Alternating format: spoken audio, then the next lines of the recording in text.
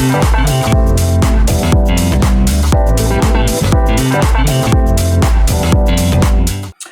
what's up? Steve Lucin here, and I am a creative entrepreneur.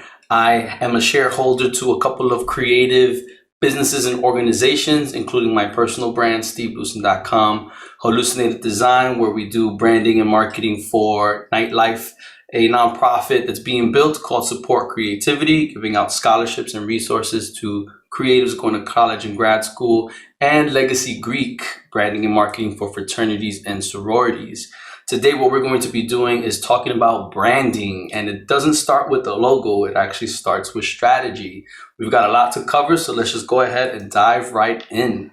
So this presentation is presented by myself, Steve Lucin, and the City College of New York ZAHN Innovation Center.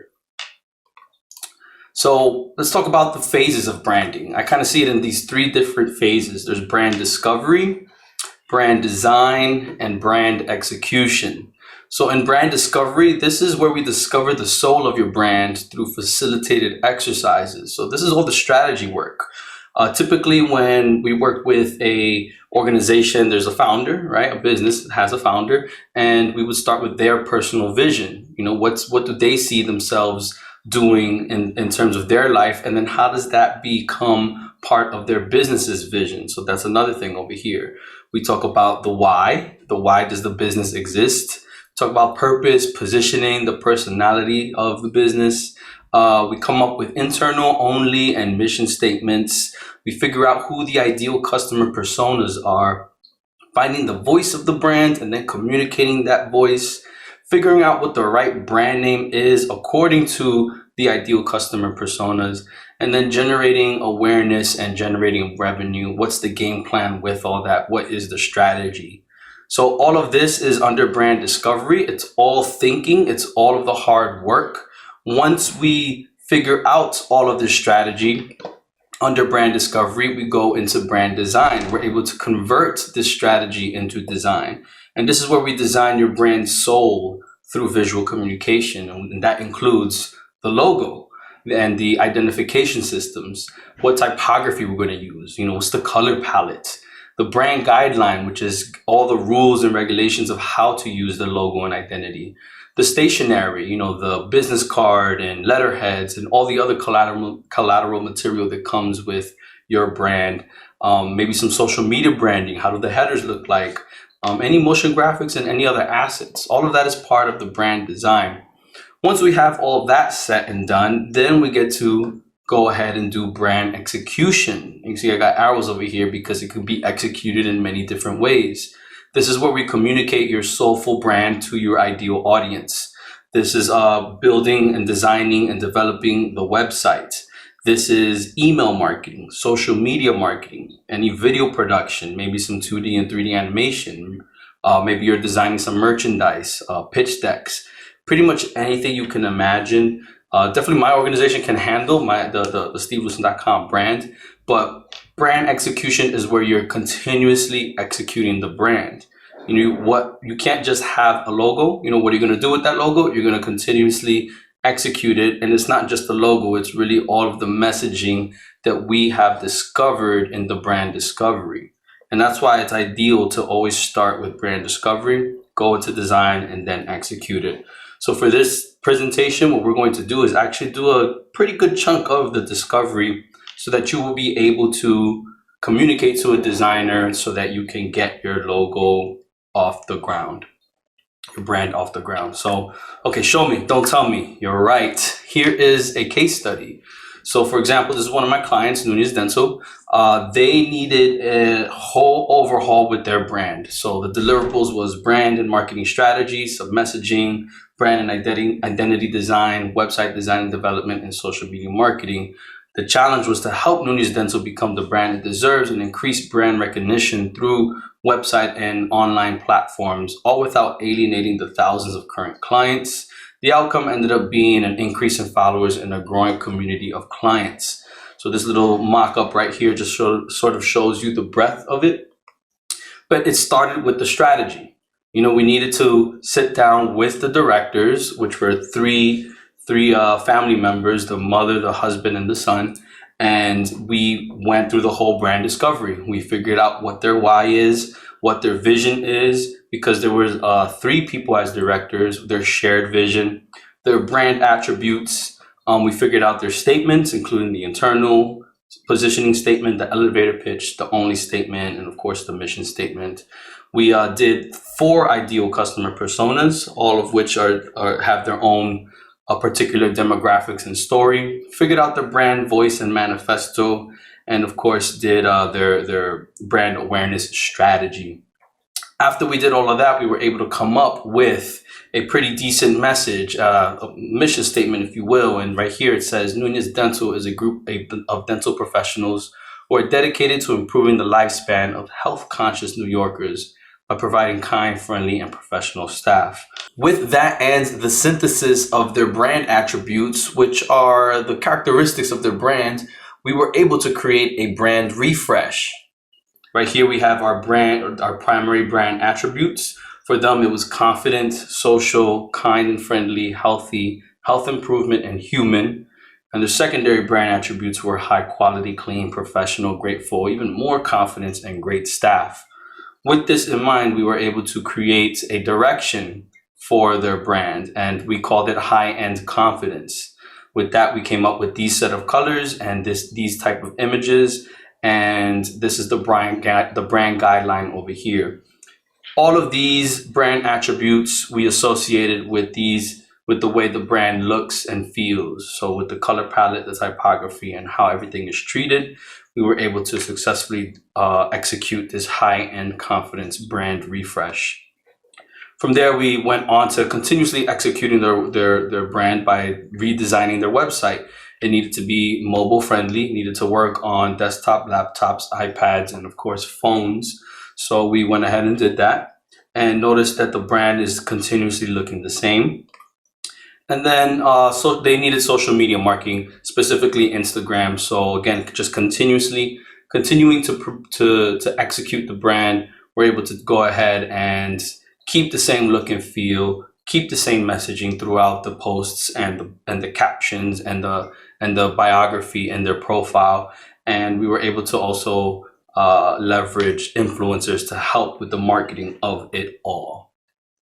So that's how we, sort of jump into going through all 3 phases. So now we're going to focus on your business. So the very important thing I always like to start with is why this business? And you just ask yourself in a cyclical manner, why? Kind of like when you were a little kid, you would always ask yourself, why, but why, but why? And the questions you ask are, why are you doing this business? But why? Why is that important to you? Why? Why does that matter? But why? Once you have that, since you are a founder and you are directing your business, you should understand why you are even starting this business. Part of your soul comes to emerge. I believe you guys did this already. So we're going to continue with what's your vision? If you can wave a magic wand right now and have your business be at its ultimate success, what does that look like? So again, I believe you guys also did this already. It's something that every founder should know for their business. What is the bigger picture, the bigger goal, the vision, the 25, 30 year from now? What does that look like? What does ultimate success look and feel like? Who is involved? How much money? What locations is the business at? How many lives have you guys impacted? This should coincide with your value proposition. So make sure you know all of this so that we can move on to defining your brand. Here you will flesh out the qualities and characteristics of your brand in order to formulate these things right here: an internal position statement, elevator pitch, an only statement, a mission statement, and a manifesto. Now, the internal position statement, you can think of that as a statement that is said within your team meetings, just to remember or to remind ourselves who we are for, what we are about, and what type of environment we are trying to be in. The elevator pitch, I'm sure you know what that is. It's whenever you're in an elevator and you just need to go ahead and pitch your idea really quickly. What's the tweet length of that? What does that sound like? Just give it to me in a nutshell. Only statement, this is saying that you are the only type of company, brand, business that does this certain thing. And of course, the mission statement is, how are you going to get to your vision? What is it that you're trying to do? What are you dedicated in doing? That is your mission statement. And then manifesto. This is more like a declaration of who you represent, what you are for. It's kind of a really nice poetic version of your mission statement, if you will. And we'll go into that a little bit deeper later on. But for now, in order to craft these statements, we need to understand what the 9 brand attributes are. So the first 3 right here are product and service. So in a word or two, what is your product or service? How do you help your customers succeed? What are your features and benefits? The culture. How would your community describe you? For example, would they say that you're inspiring, loving, authentic? And when I say you, try and think of your business, your brand as a person. And then that's why you're able to describe them as though they're a person. Customers. How would you describe your customers? Who does the brand speak to? Who does the brand champion? For example, the ambitious trailblazers, the free-spirited ravers, or perhaps the proud nerds. Right here, you start to kind of get a little specific as to who your customers are. The next 3 are voice. How does your business sound to others? Describe the tone, attitude, and personality of the brand you like to have. For example, trustworthy, passionate, raw, or welcoming. Feeling. How should others feel after interacting with your business? Should they feel empowered, harmonious, belonging, perhaps excited? Visual. Describe the look and feel of the brand you like to have. Use visual words. What does that word look like? For example, energetic, clean, comforting. This one right here is really important for a designer to really understand what it is that you are trying to do when it comes to for the actual logo. And then the last 3 brand attributes we have are impact. What tangible influence do you have on others? So do you help others save time? Do you help them save or make more money? Do you help them identify values? Or perhaps your business, your company helps them gain more followers? What is that impact? X factor. What makes your business radically different? For example, is it the first to market? Is it 25 years of experience? Is it the use of technology? Why are you so different than everybody else out there that's probably doing a very similar thing that you're doing? And then, of course, values. Why does your brand speak? What are your values? What are your beliefs? So these are, I would say, like cute quotes that you really truly believe in. So for example, right here, quality over quantity, equality for all, big risks yield big rewards. What do you, as the directors, as the founders, as the leaders of your business, what do you guys value? This is really, really, really, really, really important, because once you start to share your values with others, they will be able to, they are going to connect with your brand that much more. Okay, so the exercise involves you to list out as many adjectives and phrases you can think of for each of these. So you're going to select the top 5 adjectives and phrases, and then you're going to select the top 1, the number 1 description for each brand attribute. You should set a timer for 5 minutes for each brand attribute. So when I did it with my own personal brand, this is what I came up with. So I just put it like on a whiteboard and put at the top each brand attribute. So for product and service, my number 1 brand attribute was brand strategy and design consultants. My other top ones are the ones in bold: small business consultant, strong branding and marketing, impactful branding, soulful branding. So my top attributes for culture is I want a passionate culture, creative, loving, connected, and focused. For my customers, they should also be passionate, driven, community-oriented, focused, and visionaries. For their voice, educated, fun, real, New Yorker, and easy to understand. Feeling, they should feel inspired, creative, empowered, incredible, and excited after interacting with the Steve Lucin brand. And then visual, the number 1 for me was strong, approachable, fun, creative, and real. For the last three things, like for impact, strong branding, marketing, make more money, strategy, and uplifting.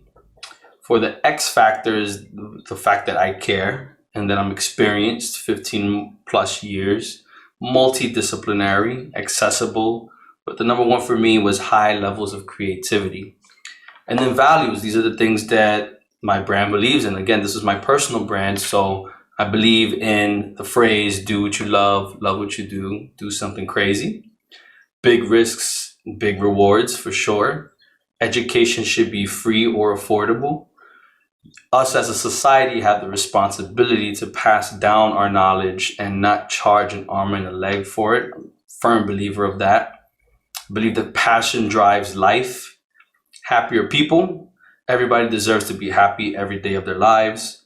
Work is a way of life. I believe in work-life merging as opposed to work-life balancing. Creativity drives innovation. You have to be willing to bet on yourself to truly grow.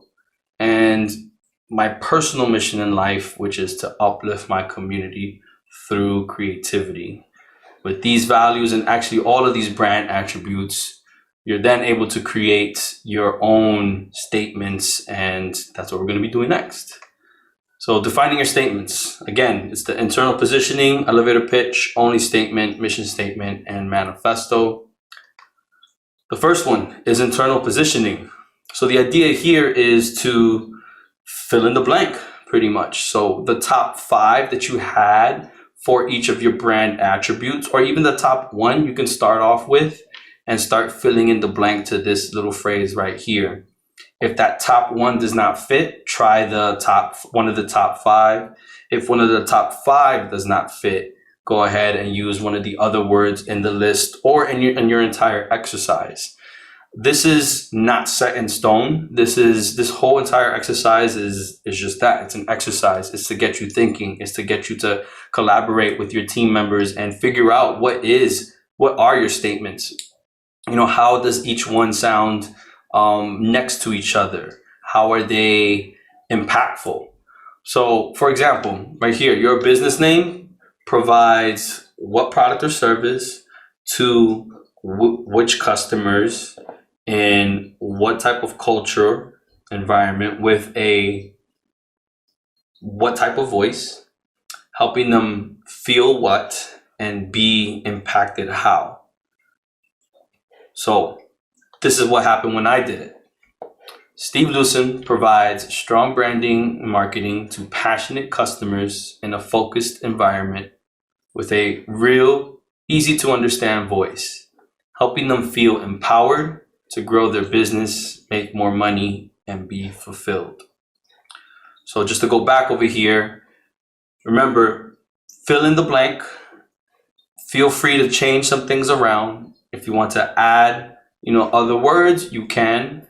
Like, for example, for me, helping them feel, there's only one blank here, but I put helping them feel empowered to grow their business, make more money. So I added like 2 things right here. And be fulfilled. So going back over here and be fulfilled, that's the impact. So that's the internal positioning statement. The elevator pitch, again, fill in the blanks. So your business name is a product or service that allows your customer and another type of customer to be impacted how. So when I did it, Steve Lucin is a brand strategy and design consultant that allows passionate and community-oriented visionaries to grow their brands. Boom, easy. You understand what the stevelucin.com brand is about.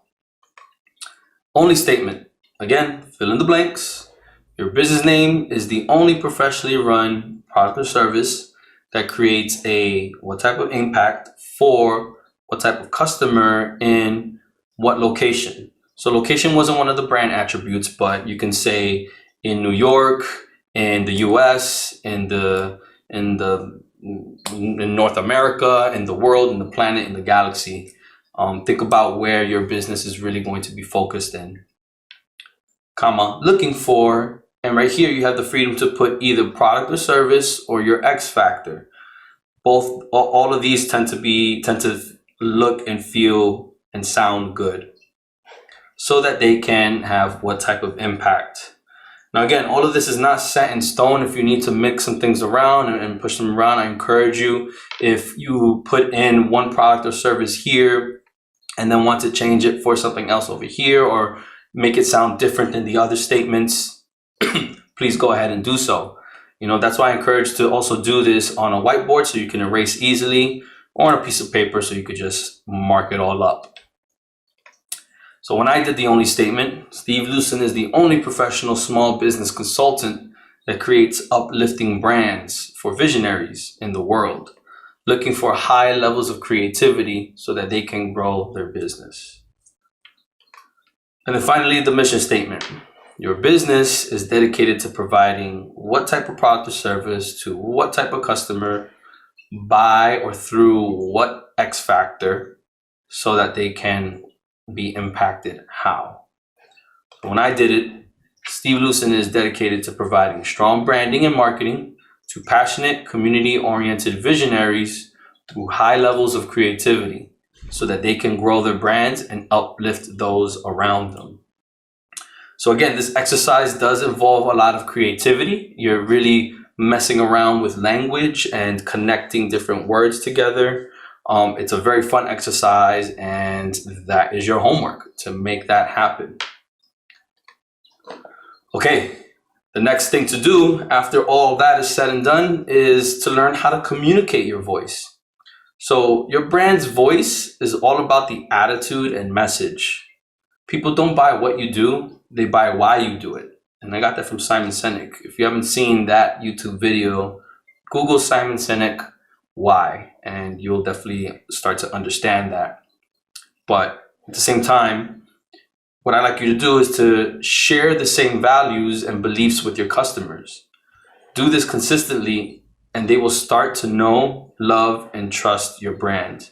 These three things right here, know, love, and trust, are the things that you want your customers to be. You know, that you want them to know you. You want them to not only like you, but love you, and then to trust your brand, so that they could come back to your brand and business time and time again.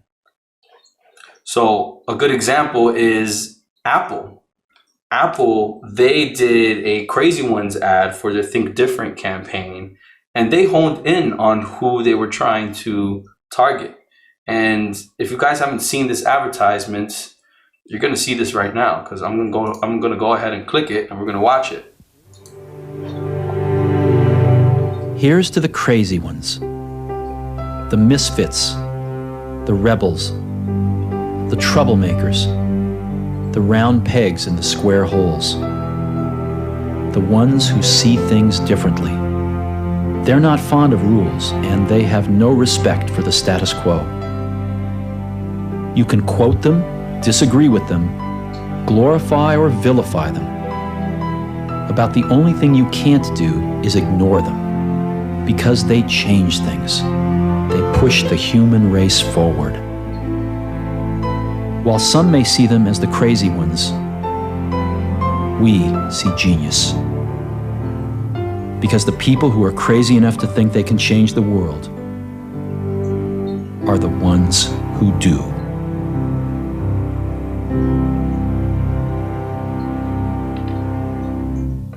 Oof, super, super powerful.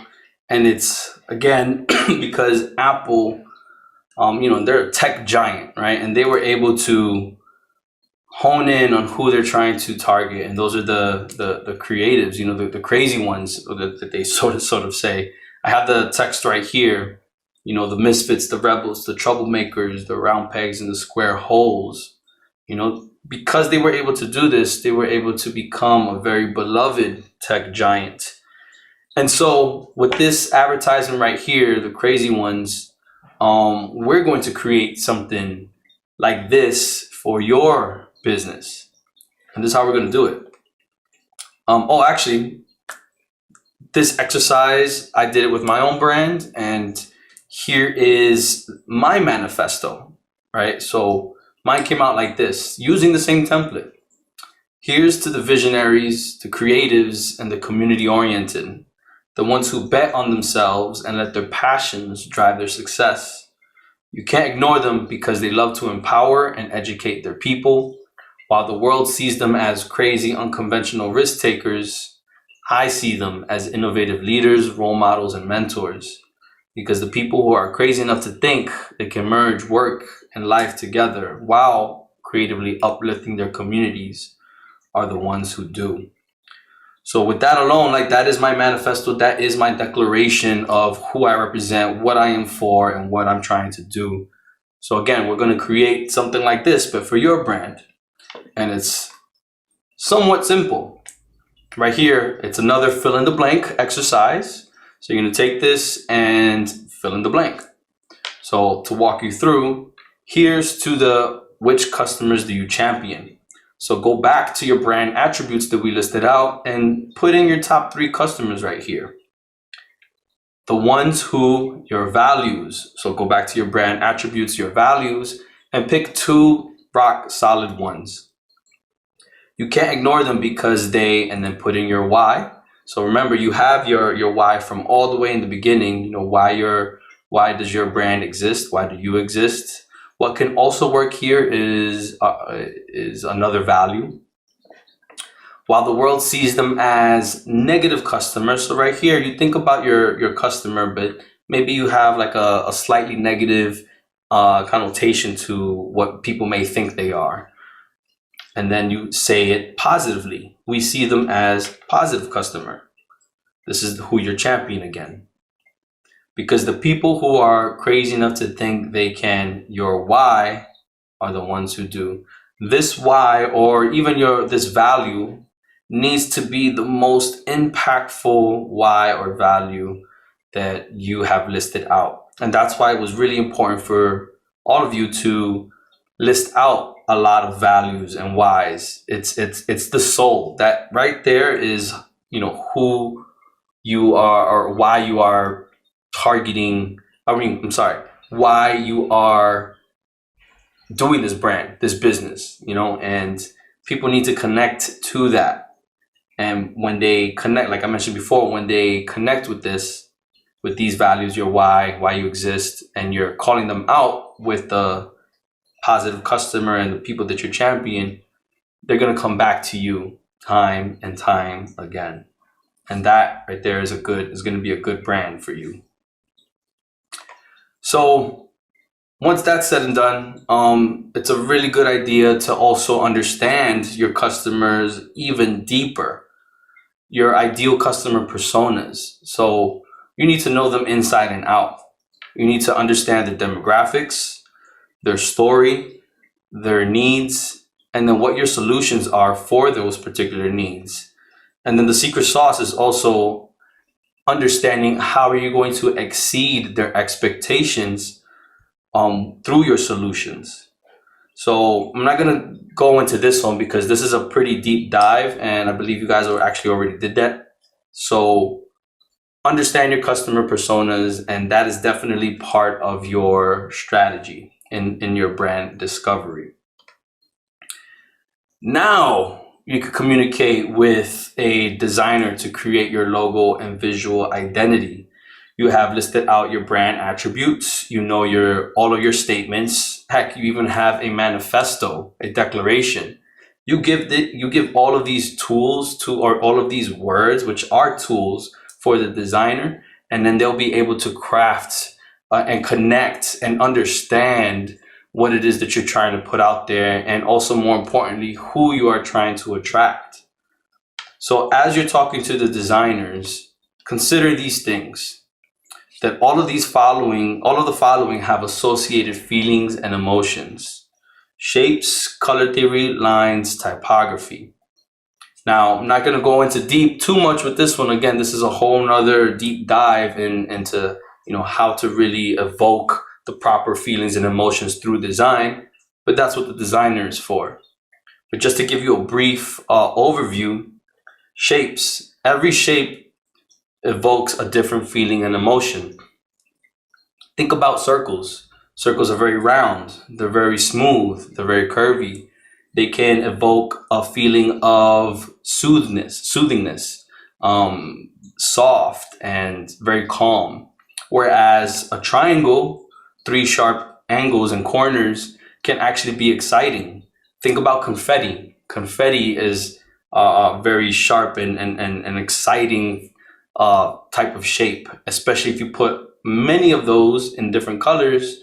It'll evoke a completely different type of emotion than a circle or many circles put together. Now, color theory. Color theory, again, the designer knows about color theory, but the idea here is that every color has a different feeling and emotion. Reds can potentially be very angry looking, but they can also evoke hunger. So think about like McDonald's. McDonald's uses a combo of yellow and red. Whereas blues can, depending on what shade of blue too, can evoke something different. Like a navy blue evokes trust, and a lighter blue can be a strong color. So then that's why I am using a lot of blues in my brand design, and I've used a lot of navies in my brand design because I want to evoke a feeling of trustworthiness. Now, like I said, every color has a different type of meaning, so be aware of that. The use of lines, very similar to shapes. Lines can be very straight and kind of put together in stripes, and that's gonna be a different feeling than a bunch of different lines being kind of like drawn onto the screen in an agitated way. That's gonna evoke a different feeling. And then when it comes to typography, every font also evokes some different type of feeling. There's the serif fonts or sans serif fonts. There are scripts, there are markers, there are very creative looking fonts.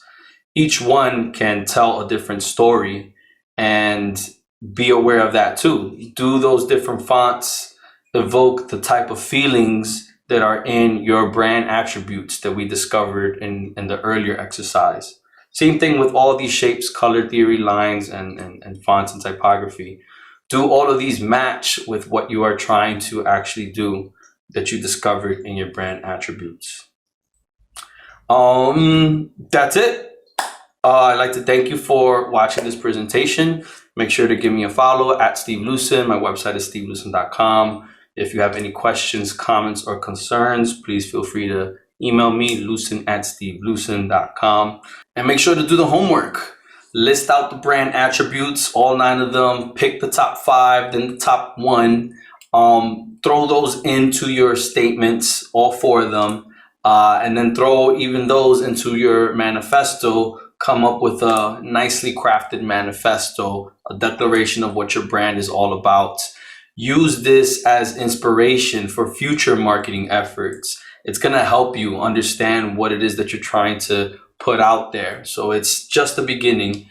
And of course, you gather all this information and communicate it to a designer, and you're going to have much better luck creating and crafting a visual logo for your brand, because they're going to understand all the different aspects of your business, and it's gonna just be that much easier and smoother. Thanks a lot again. Until next time, peace.